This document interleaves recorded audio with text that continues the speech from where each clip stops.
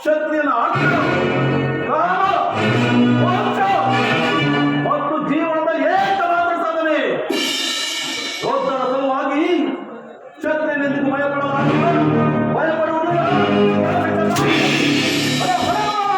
ಇರಲಾಗದು ಯೋಧನ. ಈ ನಿನ್ನ ಅಭಿಷ್ಟವು ಯುದ್ಧವಾದರೆ ಅಗತ್ಯವಾಗಿ ಅದನ್ನೇ ಬಂದಿವೆ. ಆದರೆ ಇದು ನಿನ್ನ ಯುದ್ಧವಲ್ಲ, ಭಯಂಕರ ಆತ್ಮಹತ್ಯೆ, ಪಾಪಾಶಯ, ಗುರುಕುಲದ ಕಳಂಕ.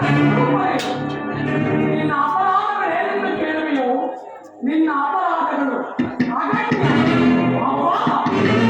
ನಾಗಶೂರ ಯಾಗದಲ್ಲಿ ಪಾಂಡವ ಸಂಪತ್ತನ್ನು ನೋಡಿ ಕಲಿತ ನೀನು ಈ ಕ್ಷತ್ರಿಯ ಮಾತನಾಡುತ್ತೆ.